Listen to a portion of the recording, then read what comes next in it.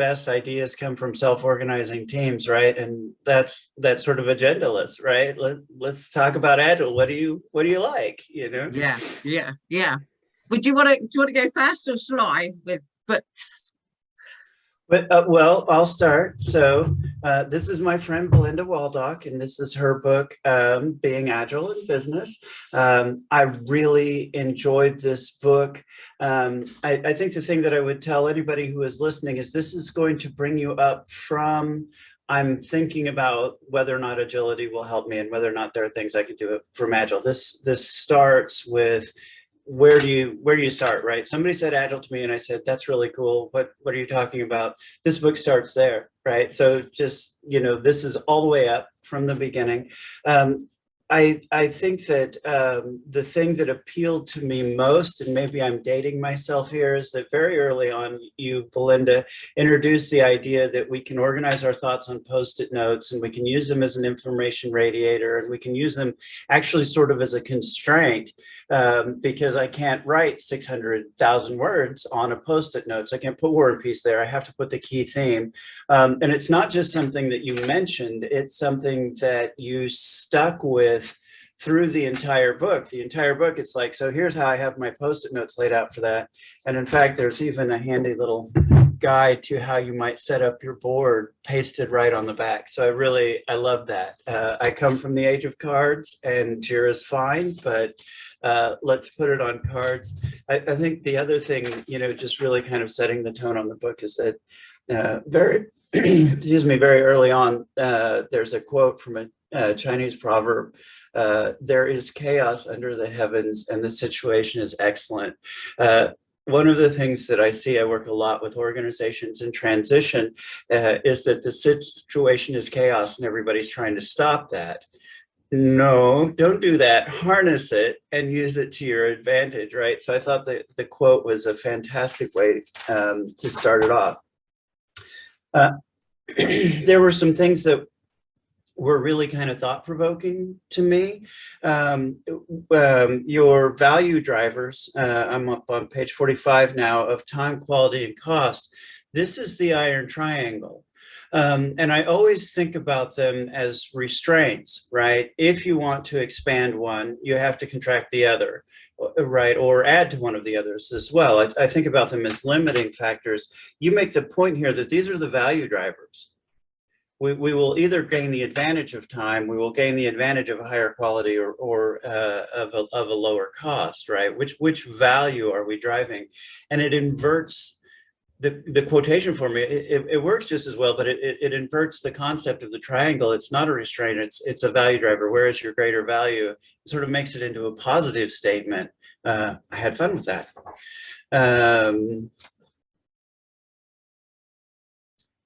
Continuous delivery. Maybe it's just the place where I am now, we are really struggling to release in an incremental way. We keep trying to do big bang releases and it's not successful. And maybe it's just my life at the moment, but I really enjoyed the chapter on continuous delivery and understanding the feedback loop. You kind of go back to the Deming cycle, right? Let's release something and look and see how it works and then go release something else. And I was like, yes, I'm going to read this to my boss. All the way through that section. I also, I really vibed on your idea of sanity metrics. And part of what I liked about the way that you talked about sanity metrics is that people tend to be sort of prescriptive. You need to be tracking burn up. You need to be tracking burn down. You need to be tracking throughput. You need to be tracking, right? And it's very prescriptive. And your sanity metrics, instead of describing specific metrics you should use, talk about why you should have metrics and how they generate value for you. And I really like that because with the team I'm running currently now, I run a thing called the Death March-O-Meter. And what the Death March-O-Meter does is it asks the team, how likely do you think it is that we can actually complete this project through the lens of, does the leadership understand the problems you're facing? Do they respond to them? Are you funded? Are you able to go back and refactor your code when you need to? And it is definitely a sanity metric, as you describe a metric here, right? But it's not going to appear anywhere in the literature. It's not throughput. It's not capacity. It's not anything. Is this a death march? Right? Are we on a death march here? And when I put it in place, the entire organization was like, death march? Why are you saying death march? And really unhappy that I had chosen those words, but it was exactly the transparent description of what I was trying to answer. So I really enjoyed when you were talking about sanity metrics, that you talked about, here's why we need that kind of transparency. Here's why we need those kind of measures in order to understand what we're doing. Instead of saying, go build a burn up, go build a burn down, go build a whatever, right? Let's have some sanity. Let's make sure it works. And that really particularly appealed to me. I also very much liked that you looked at the adoption of Agile and the types of people who will adopt Agile based on personality styles. This is natural. We will have early adopters. We will have mid adopters. My perception in some of the organizations I've worked in is that the leadership says, I said we are Agile, therefore this discussion is over, right? And the humanness of saying, look, we're going to get people who are into it immediately, right? And we're going to get people who are going to fight it tooth and nail. And you even described the bell curve where your adopters lie. I found it a much saner and healthier way to think about the process of transition rather than, I told you we're Agile, we're now Agile, right? So I enjoyed that. And I'm almost done here. A couple more Post-it notes. I liked the way you described Agile teams. A high-performing team is adaptable and flexible, responsive to rapid change, highly productive and efficient, positive and forward-thinking, motivated and collaborative, dynamic and self-organizing, and durable and strong. And then this quote, I think, was my very favorite quote in the entire book. An Agile manager accepts that their team has the skills, knowledge, and expertise to make decisions and create the best solutions based on the goals and objectives that are given. I just, so many times we deal with managers that are still trying to manage rather than trust and believe in their teams. And if I had to take one sentence and say, you know, what was the most valuable 20 words out of this book, that is the sentence that I would choose, that the manager accepts that the team can do this. We hire all these geniuses, and then we try to figure out how to tell them what to do. Don't do that. Don't do that. That's a bad idea. And then there was just in the self-organizing teams, there was a word that was used that I thought was a really interesting word. Talking about a team is working as a collective. And I don't know that maybe the context is different between England and America, but I was actually raised by hippies, and I know what a collective farm is, right? And the way that people in a collective all commit their portion to achieving a goal and then receive their portion out of it. You know, that means a very specific sort of, I don't know if business model. I think all the hippies would be mad at me for calling a collective a business model, but thinking about what a collective means in that context and applying it to a modern Agile team was a really interesting exercise for me. I sort of paused here and went, a collective? I know what a collective is, and you know, how does that fit? And I really like the idea that we share the input, right? We're going to all go work on the farm based on our individual skills, but then we share the output. We all get the eggs and the milk and the whatever comes out of it, sort of regardless of which part we worked on. And I like that role agnostic perception of the team. Of course, I'm going to go in there and do the back end work. I'm a back end developer. Of course, I'm going to go in there and do the testing. I'm a tester, but we're a collective. We will share the single benefit of successful code. It was just a it was just one of those moments where I kind of had to stop and go, huh, collective, and I enjoyed it. So Being Agile in Business by Belinda Waldock. I really enjoyed it. Great book. Oh, Highly recommend. wow.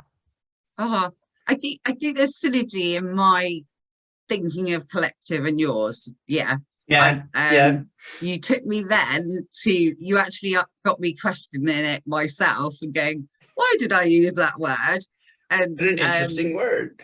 Yeah, and I grew up in a little small holding, and like we were kind of quite self-sustaining, and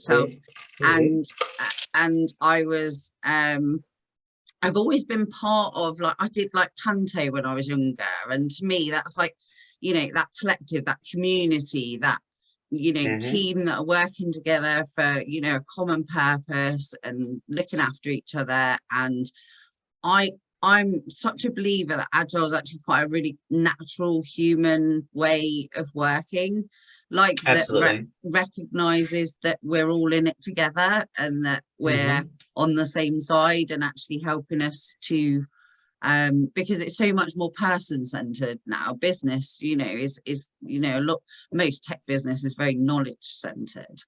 So it's all about the people, the asset in your organization, the value in your organization is your people. And so we shouldn't be taking the, you know, the kind of like factory workhouse almost approach. One of my friends, colleagues, contacts type people did some research on traditional business management and traced it back to, you know, the workhouses in the, you know, industrial era, and, you know, back to slave labor and things like this. And it's like, do we really want to base what we're doing on that? You know, haven't we moved on from that? And you know, that kind of 21st century. And I think, yeah, I think there's a lot of natural, you know, loads of people I work with go, oh, this is the way I like to work, and now I can call it something, you know, and they feel like they've been given that freedom to actually be able to work the way they want, but have some structure to keep a view of that chaos, if you like. Yeah. So I came from project management in state government, which was just brutal. You know, technically it was very accurate, but you just couldn't get anything done, and there was all of this infighting and just these rigidness for the sake of rigidness. And I started volunteering. I was the president of the board for a small not-for-profit for a couple of years at the same time. And it was just amazing to me that the people in the not-for-profit who were passionate about what they were doing could run circles around the government bureaucracy, right? It's just this huge machine that can barely move. And then this tiny little not-for-profit that can do anything as long as it's what the people are passionate about. And the first day that I ever went to an Agile training or heard what Scrum was or knew anything, I realized that this was the place where we can put really good process controls together with working with humans as humans, and working with their passions and letting them do the things they love. And I was set, this is what I will be doing when I retire, right? That day was it. I knew my entire career path from that day. So yeah, very much we don't work in a workhouse. We work with humans, and the idea of a sort of a communal existence where they all share the benefits of the labor, they contribute their part and then share the benefits. I think that's, it really stopped me. I had to stop and think it through. I thought it was great.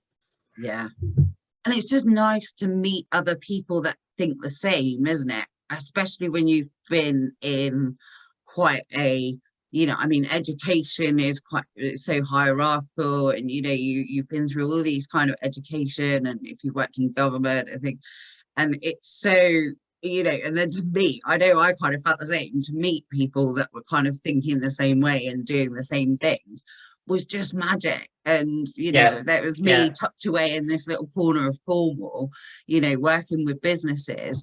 And yeah, it's just brilliant. It kind of leads on to your book really nicely as well, actually. There's a really lovely video on YouTube, and it's called The Parable of the Blobs and Squares.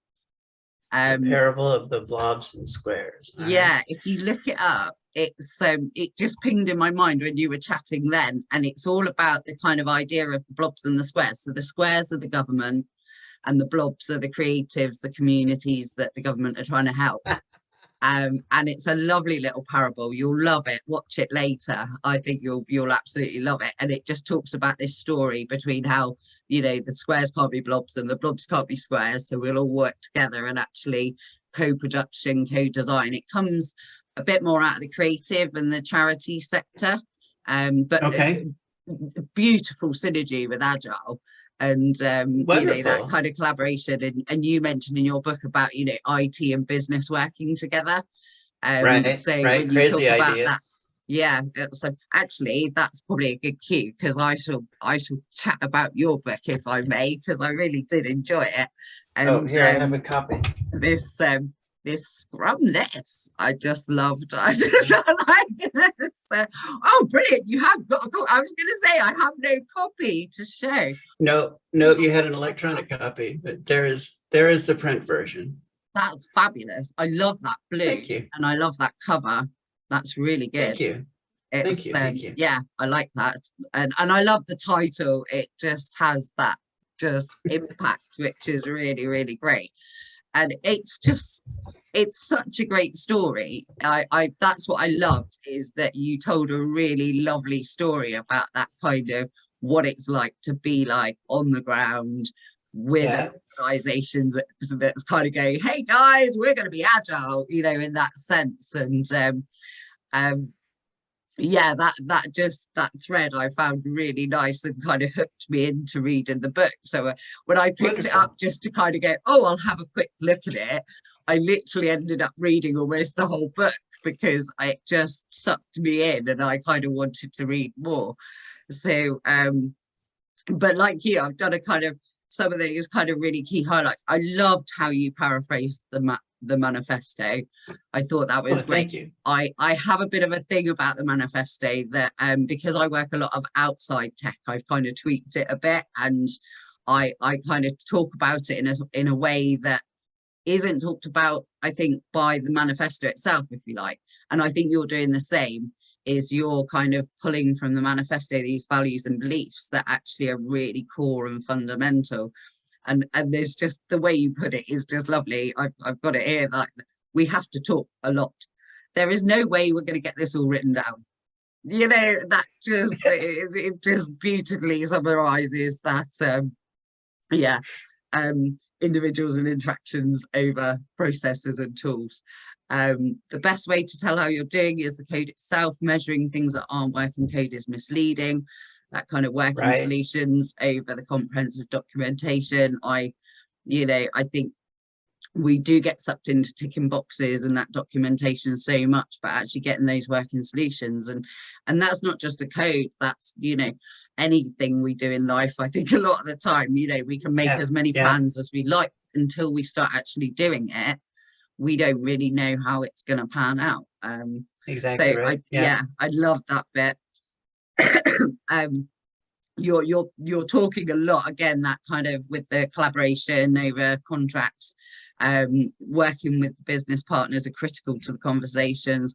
We've got to check whether or not we're building what people need as we go along, and make sure they understand that the challenges that IT is facing, dare I say it, business and IT need to be friends. I love that because it does, you know, kind of talking from that tech perspective as well, is just kind of recognizing that, again, we're on the same side, and actually, you know, we're here to help trying to make their lives better. And in order to do that, we've got to understand where they're coming from. And I think that's a really nice perspective on that collaboration over contracts as well. Yeah, absolutely. And I love your, things are constantly changing. So the responding to change over following a plan, things are constantly changing. We've got to be able to make changes as we go, or we're sunk. And I think the beauty and the bluntness of that is that, you know, it's, you know, let's recognize that. And so I absolutely, if you can't change, you're sunk. I think, you know, anybody reading that that's new. I've done quite a lot of teaching, so students coming up through doing computing degrees, and you know, being able to put something into words that, you know, they would get that, you know. Right. And that's what I love about it, is that, you know, even you don't have to kind of know Agile to get that. so Right. so it's really good. So thank you.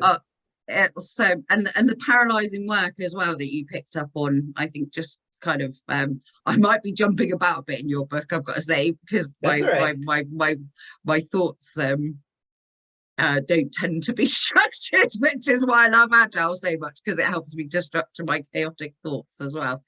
But I see it so much as well, departments at odds within, you know, I work with small and large organizations, and, you know, you see, you know, tech at odds with marketing, at odds with, you know, or sales, you know, sales and tech. I talked about that a lot recently, actually, that, you know, we need to be talking to them and making sure that they do realize that they're on the same side and that we're all on the same team. And giving them that channel to communicate and actually be able to break down those barriers and talk things through. So I think sometimes Agile is almost like mediation, you know. Yes. Yes. Like, lots of people will say, I feel like I've had a therapy session, you know. They feel like so much better after they've, you know, mapped things out, talked things through. It really feels like it gets that understanding much better. So yeah, I love that bit. You already mentioned. Go on. I have a business owner that I'm working with her team to improve its product ownership processes, and she calls them her therapy sessions. She and I have one-on-ones, and she describes them as her therapy sessions. So yes, very much there is a component, right? Let's get in here and talk it through and write a process that's repeatable, and everything will go smooth, and it just feels so wonderful to her. She describes it as therapy. It is. I think that the value of getting things out of your head and not holding everything in your head and being able to share that with other people is so powerful. I'm this huge advocate, really, of Agile for well-being, health and well-being, and actually improving the well-being of teams. I work with a lot of teams that are in chaos. You know, they are firefighting, they are overwhelmed, they are burnt out, they are, you know, finding everything such a struggle, you know, and they'll use that word struggle, and I'll go, it's a challenge, come on, let's reframe this, you know, and turn them around. And I do think that one of the most powerful parts of Agile is this opportunity for us to create these brilliant cultures and brilliant, you know, teams that can thrive and that can perform and can innovate and do amazing stuff. And, you know, going back to what you were saying about that kind of managing and leadership kind of definition is, you know, we're surrounding ourselves with people that are brilliant at what they do. So let's make sure we can give them the environment, the support, the resources that they need, and then trust them to get the job done. Because absolutely, you know, when I was, you know, the synergy, my next thing is the voluntary synergy. So you're talking about working with voluntary organizations, and you know, it's fascinating. I was only successful if I managed to align people to work in a way that empowered their passions. So self-motivated teams of volunteers would run circles around managed team that wasn't motivated.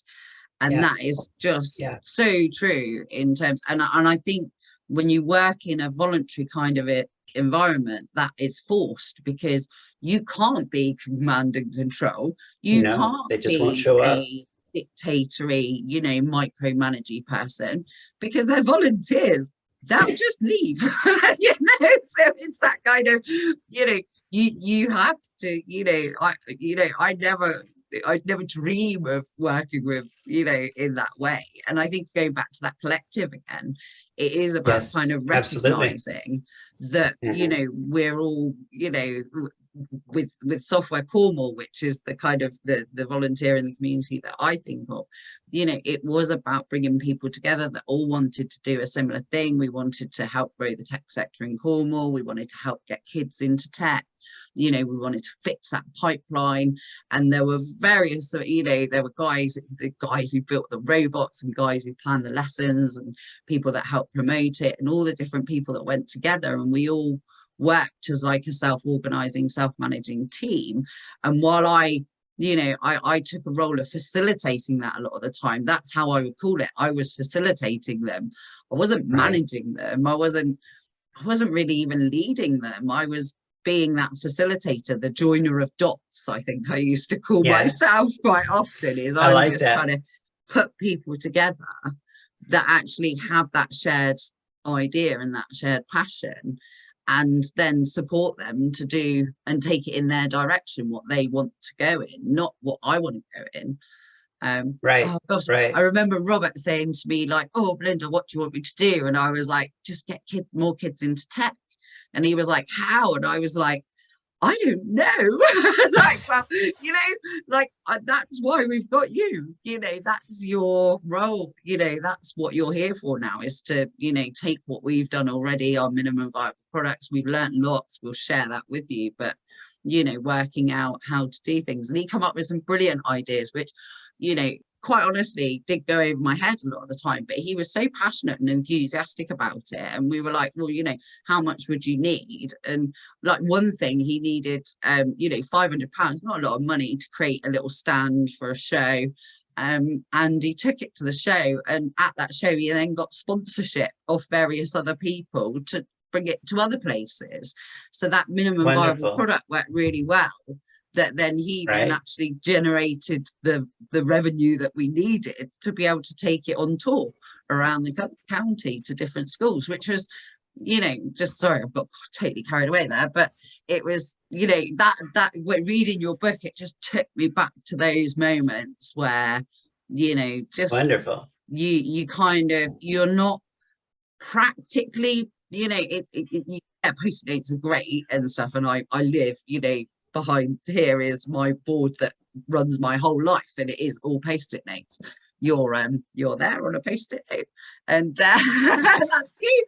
And but it's that sentiment so much, that behavior and that attitude, that actually the tools are helpful, absolutely, and we need them. But if we're not thinking and acting in an agile way, I think it's very easy just for them to become micromanagement tools, really.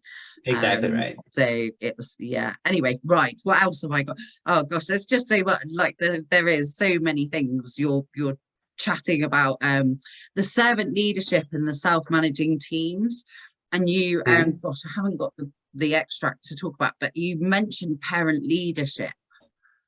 There was like an element of parent leadership, and that really took me. Have you come across transactional analysis before? The parent, adult, child? I know the phrase. I've never really looked into it. It comes from psychology, so it's not agile really. It's kind of a psychology and coaching thing that I learned when I did my coaching. But it's so powerful. So the idea of this parent, adult, child, and we hold the adult state rather than falling into a kind of parental state or into a child state. So quite often, if you treat somebody like a child, they're act like a child, and things like that. So there's this kind of essence. But I really liked where you touched on that kind of parental, because I think that there is a bit of a mix. I think we need to hold the different states. So there's a way of thinking that says, we should always be in the adult state. And I'm kind of like, well, actually, I think we need that child playful, the positive child state sometimes, and we need that positive parent state. One of the students that I supported calls me her tech mum, and like it's just such a beautiful thing, and it's that kind of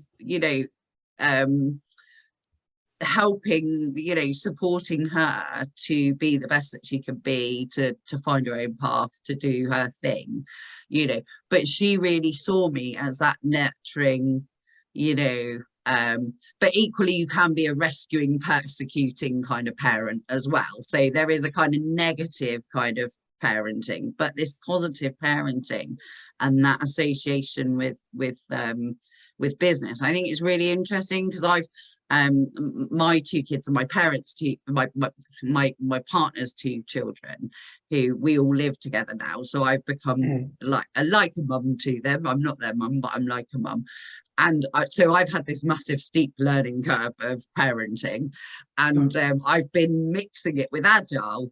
So I've been trying to take an Agile approach to how do you become a parent to a, you know, 8 and year old.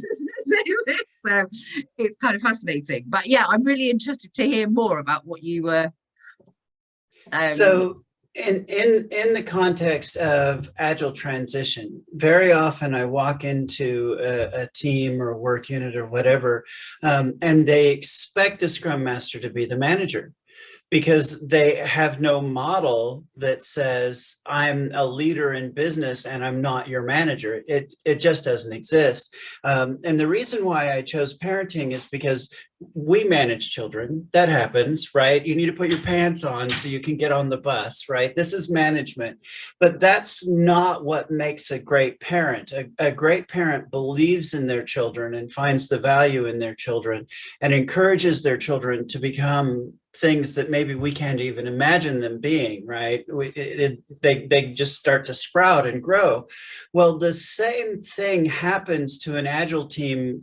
There's sort of this day, in my experience, where the team kind of goes, wait a minute, we don't have to do that? And you go, no, you're self-organizing. They go, oh, can I also change that? And you're like, yes. And they, oh, and all of a sudden the team just blossoms, right? It just really takes off. But it takes the introduction of a model of leadership that they've often never seen before. And I like that that parenting, kind of what you were describing with the transactional, because every once in a great while, as a Scrum Master, you need to do some kind of managery things, right? You need to sit down with the product owner and go, this is a couple hundred too many items in the backlog. Let's just have a conversation about that, right? And that's really kind of management-y.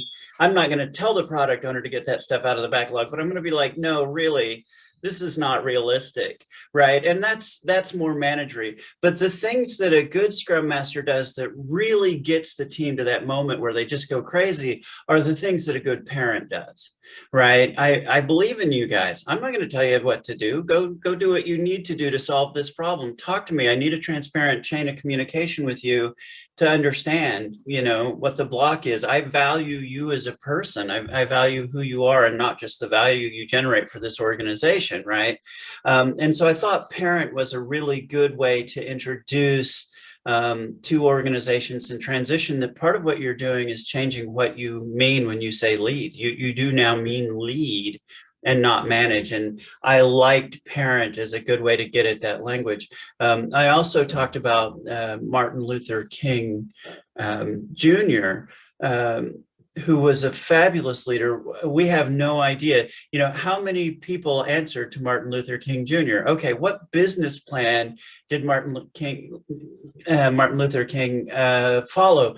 None of us know this, right? We know that he stood up at the Washington Monument and said, I have a dream that we can all be equal, right? He provided a vision. He was a visionary leader, and it was fantastic, right? It was enormously empowering and tremendously needed, and was not management. I mean, I assume he was doing some sort of management or interacting with the organization that was managing the movement, but that's not what he did. He was the vision, right? And he provided that model and that belief and that greater goal that we could go towards, right? So leadership is an important part of Agile, and very often organizations in transition don't realize that they need to be talking about the difference between management and leadership, in my experience.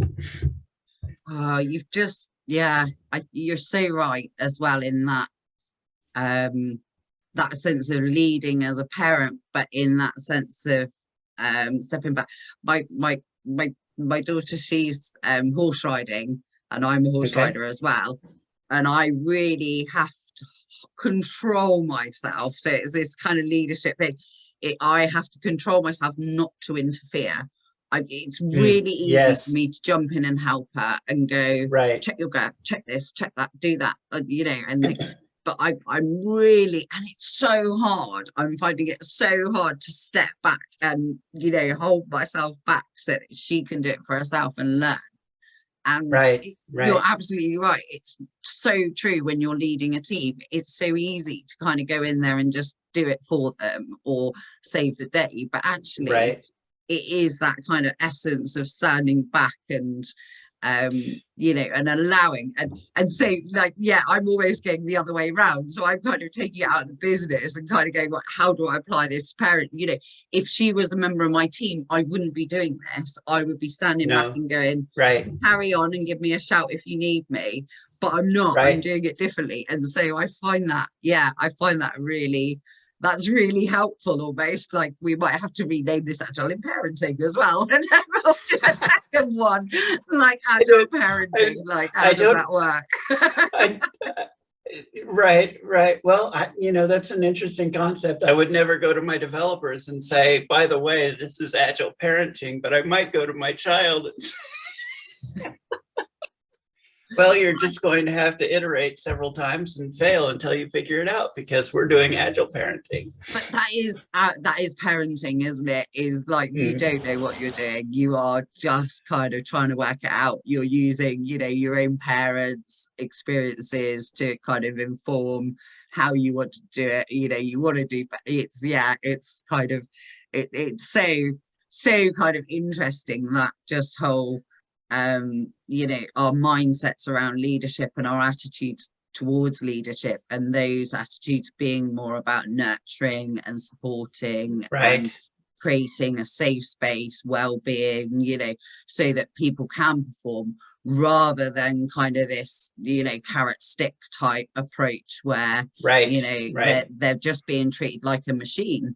And to be honest, they're not being, you know, I've had these amazing conversations over the years where, you know, I'll go into like a manufacturing company. I'll be like, okay, so that's all your, you know, your servicing and everything for your machinery and your factory floor.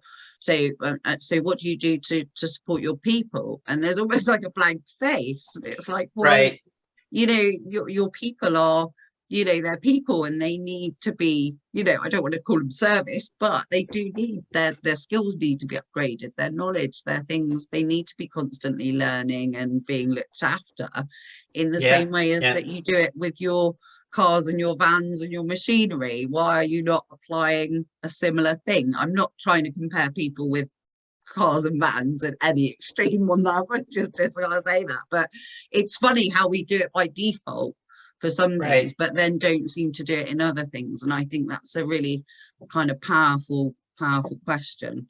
It was, So, Belinda, just a heads up, I have about 20 minutes before I need to go get ready for work. So, oh, okay, cool. So yeah, I've got, what have I got? Oh, so actually we've probably I've talked about this a bit, but this I loved your stepping stones metaphor. Just to oh, thank couple you. on that kind of, I really like that idea. And again, it took me back to my childhood where we had a stream down the road and we used to, you know, build a stepping stones across the stream, and you would put the first one down and then you go back, find the next stone and add that. And I just loved Right, that kind of right. actually building, you know, so it wasn't just about the stepping stones, it was how we're laying those stepping stones in the river. The We can't lay that first stepping stone at the other end side of the river because we can't get to it no, yet. And that's right. I kind of, I went, oh, that's great. I love that as a kind of thinking about product development and getting to the other That's side of right. the river. You know, that's our goal. You know, how are we going to get there, one stepping stone at a time? You know, that's our That's minimum viable product. And then when we're across there, we might start building a bridge because we can get things back and across. And, you know, my mind there you went go. off. Yeah, I I went on a lovely one train of thought on that one. one struggle that I've had is explaining to the team why we need to try to have a finished increment at the end of a sprint. They're so used to working a project plan for years, and you come in and say, well, we're going to stop every 2 weeks. they take that to mean the project plan will continue and we'll just stop and talk about it. No, we will stop every 2 weeks to see if we're still on the right path, if this is the right direction. And that idea of this is clearly the next rock, and this is clearly where it goes, but then I need to stand on that rock and have a look at the environment around me. I've found that to be a very useful way to get people's head around the idea. There is no plan for this road. We're deciding as we go, and we will change course, right? So that's why I use that stepping stone metaphor. Yeah. Oh, that's just made me think as well, literally like the stream we used to build these bridges across, it had a really deep bit. So like if you had to go a certain way because there were no big enough rocks to fill the deep bit, otherwise you'd have to take, and it would appear after a storm. So, you know, over time, it would all level out. After a storm, you get a real trench somewhere. So if you tried to build the stepping stones across there, you couldn't. So that's another really nice little thought, that actually, you know, we might get halfway across this river and realize that we need to take a slightly different direction because we can't, you know, we can't get across the way we thought we were going to get across. Yes. And yeah, I love that. I love that as a metaphor. And thank you. And then the other bits are around your, like the Scrum Master as a facilitator.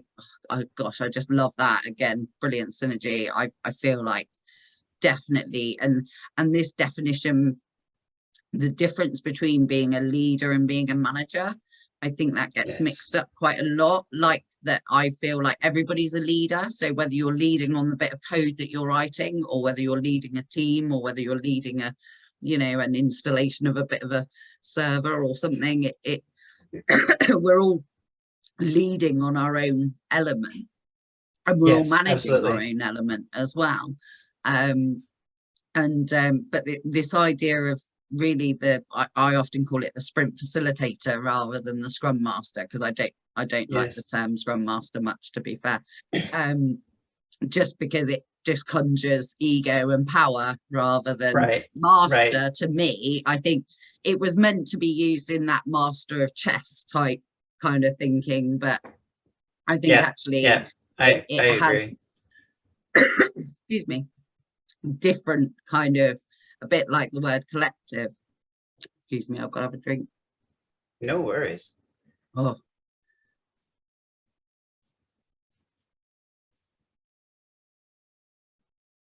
Bless you. That's me getting overexcited talking, not taking breaths, and then getting myself else. Oh, there we go. Might have to cut that bit. Although sometimes I think some of those bits are the best bit. Right. But yeah, and the difference with the product owner as well, and that relationship, because I totally agree, they're very different hats. Yes. And if you are going to, sometimes people have to share a role, you know, you have to be Scrum Master and product owner, there's no escape from it. But I think it is quite a talent to be able to switch that hat. Absolutely. Yeah. I think people underestimate how specialized those two roles are. They go, oh, you're an agilist. You're capable of all of this. Product owner is a very specialized role, and has a very unique and difficult place to be able to look out into the market or the stakeholders, wherever that is, and translate that for the developers as therefore we should build, right?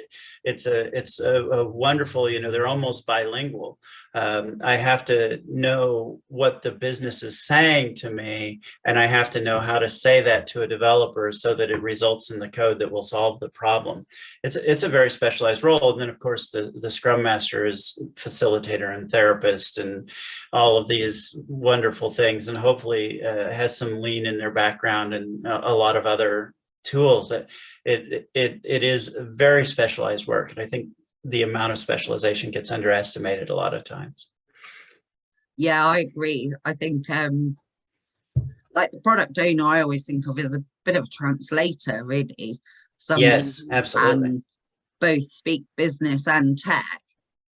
I mean, ideally, I do think that the role of product owner has been What would be the word? Diluted, not quite the right word, but you know, the original idea of the product owner was like the owner of the product, the Yes. customer, you know, and it feels like it started almost becoming a rarity that the product owner is actually the customer. And so I think that that role has kind of evolved as Agile scaled, as it's developed, and I'm quite interested in it. I've kind of one of those things that I'd like to look into more, in that sense of, you know, actually how is that product owner role developing, and if it is now becoming an internal team role rather than an external role, that So actually how does that impact? that's a really interesting question that I hadn't thought about. You know, when I was learning Agile, we talked about the product owner as the representative of the customer in the sprint review and in all of these rituals, because we can't, for practical reasons, bring the customer in. And very much the things I've been reading now are almost like they're a coordinator, navigator, almost kind of tied to a DevOps model, where they're the feedback loop for a DevOps model. I hadn't thought about that. I suppose that if we went out into the market, we would find the product owner role adapting to the market. In the role I'm in now, at least one of the product owners I work with actually runs the help desk email box, and they hear directly from the customer every day and are very much, you know, our backlog has things in it that came from a customer, right? Literally. And that's very enjoyable. I like that. And it Brilliant. keeps you trued up to what you need to be building next, right?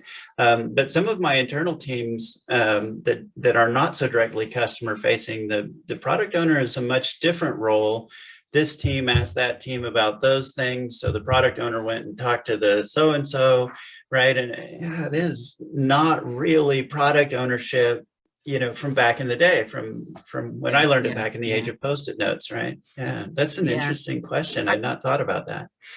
I think of, again, the name I often use is product guide, because I think often now that person is more of a guide to the product than they are actually owning the product in that sense. I think that the language is slightly deceptive. I think Scrum Master, product owner, it conjures up a definition to a lot of people that isn't necessarily quite in line with servant leadership, customer driven value, and these sort of things. So I think there is just that misunderstanding sometimes, absolutely, that people get. But yeah, I really enjoyed your kind of thoughts around that product owner role and the Scrum Master role, and again, them helping the team to make the decisions rather than, you know, the product owner coming in and telling people what they want to do next. Well, actually, that needs to be informed by, like in the going back to the I think the manifesto bit around that, you know, the challenges that the IT team are facing, so you can have those conversations that were, you know, I know you'd love to have that, but you know, it's technically, you know, it's going to take us 5 years to develop. So, you know, I had some guys once who had like a £30,000 budget and wanted to develop the next Skype, you know, and it's like, guys, you know, we're gonna have to have some reality check here a little bit, you know, because you know what you're aspiring to. There is no minimum viable Skype for 30 grand either, you know, just like I need like 4 more zeros at least. It's that kind of, you know, perspective sometimes that and I think it's difficult from a customer perspective as well. I remember building a website and I wanted to change the colors of some buttons, and I said to Rich, the developer, I was like, oh, you know, I'd really like those colors, those buttons to be different colors on different pages. What is, you know, what would that take? I was like, is it like an extra small or is it quite a large thing to do? And he was like, it's hard coded in, it'll probably take me at least a day of coding. And I was like, they're fine gray. You know, they're absolutely fine as they are. I'm not wasting a day of our budget to change the color of a button when I need way more priority. So I think these conversations are two-way. It's Yes. not necessarily Yes. about the customer just telling us what they want. It's about us informing the customer what that will entail and what the options are, so that they can make a more informed choice to say, these are the things that are more valuable to me and I'd rather spend my time and materials on than get carried away by shiny, wouldn't it be lovely ifs, that actually Right. realistically aren't going to change the world. So it's yeah, I found, and the last note I have is that the not enough oxygen up there. Oh yeah. So Yeah. right at the end, this and that just I mean the vertical agility I kind of think about, so Yes. Yes. actually we can think of it in a kind of way of the way I kind of is the end. Those guys are up there, they're up in the clouds, they can't see, Right. so Right. what we need to do is we need to give them the visibility, we need to show them, because it doesn't really, if you tell somebody, you can tell somebody 100 times and it doesn't really kind of resonate and go through. But if you show somebody, then they Right. can work it out for themselves. So they can look at that backlog and go, oh, okay, we have 200 points left and there's like way more than 200 in that backlog. Is that a problem? And so they start to recognize that, rather than us Right. need to be able to spell it out. It becomes more obvious. And I think, as much as we talk about our clients, often these partnerships are internal. We're developing something for our marketing team, or we're developing something for our leadership team, or whatever it might Exactly be. right. Yeah. Yeah. And so we need to be able to kind of communicate with them as much as anyone else, as much as the customers and suppliers. Again, working with the voluntary sector, I work with a lot of museums and cultural heritage type organizations. Yeah. Fabulous. But similarly to the voluntary sector, you've got a committee, haven't you? And often the committee are quite separate, they're quite disconnected sometimes from the people on the ground. And what I found is using Agile to create like their sprint boards and create the roadmaps, and be able to show that to the committees and say, look, this is our roadmap, these are the exhibitions we're running, these are the events we're doing, this is the educational stuff we're doing. It allows the committee to feed into what they're doing, rather than come up with these often ad hoc ideas that then disrupt and interrupt so again, it's just providing that communication between the layers of the organization. So I talk about nested agile, so we've got like that roadmap, and you picked up on that as well around scaling agile, was that we can't just have, yes, we'll have loads and loads of sprint boards everywhere, but actually we need these overarching roadmaps. We have to have some sort of communication. Yes. Yeah. I worked my very favorite agile coach that I ever worked with rather, loved the startup environment, and she wanted to be in a small organization where it was complete chaos all the time. And I never really effective for me because the funding is dodgy and you don't know how long it's going to last. But she was really, really into this. And she described, she was a huge opponent to scaling Agile, and she described scaling as the practical alternative to agility. We'd love to be agile, but we can't because we're scaling. Well, I tend to go into larger, older organizations that do have, 30 departments and 50 teams and so on and so forth. And from my perspective, we have to be able to communicate across those teams effectively, right? These are integrated systems. They're complicated and they speak to each other. And often they have a 30-year history that's not well documented.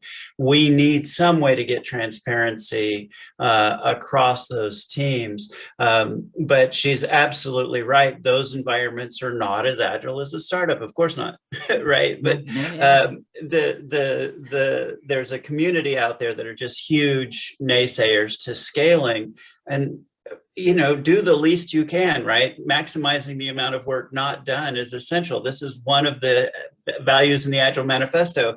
If you can get away without scaling, absolutely don't scale. Scale the very minimum amount that you need to. But, you know, the organization that I'm in now has 10, 12 app-based applications and is still working on the mainframe and has the associated databases and structures underneath it. We need a way to talk. Yeah, Right. yeah. We have to be able to talk across teams. It would be ridiculous to say, no, we're going to be pure Agile and we're not going to scale. We are a scaled environment, right? It has to be. It's inherent in who we are. So yeah, very much. We need to be able to be responsive at the level that's appropriate. And if that means some level of scaling, do the minimum, of course. Don't create burden for yourself, but scale when you need to. Yeah, yeah. It's again that falling into that trap of older traditional thinking, isn't it? Is that we have to agile everything. You know, it's like, well, no, let's pray to it. Where's the 20% that's going to give us the 80% value? Where's the 20% that we can put agile into this organization that's actually going to create the most value? And there'll be 20% where it creates no value. It actually costs more than it creates value. So we don't want to put it there, you know, it doesn't need it. So this kind of blanket approach often, I think, is really challenging. You know, we're going to use the same agile across the organization. Well, you know, a marketing team's agile is different to a tech team's agile, is different to a support team's agile, is different to a finance team's agile. What we need to have is that collective values and beliefs, and then trust our teams to use the tools and the methods that help them to get the job done most effectively. You know, I really find challenge with this, like, oh, but we have to standardize it. You know, well, you know, you're gonna, that's standing still. You know, as soon as you standardize it, it's not agile anymore. So it's about and creating your own style of agile as well. I think I'm a real fan of that as well, is actually creating a style and a mix within an organization that works for that organization, rather than again going, we're going this way, one particular method or another. Because again, I've not found, you know, over my years, you know, that the method beautifully, you know, always needs a little bit of tweaking to work for that team, to put it into the context. It's you know, in a way, agile is really about kind of visualizing your processes and tools that are very unique to your organization and seeing ways that you can improve and develop. You know, I think that is, you know, the core. It's not necessarily replacing your existing processes and tools. It's about enhancing them and looking at how we can continuously improve them. So yeah, gosh, we could talk for days, couldn't we? We could.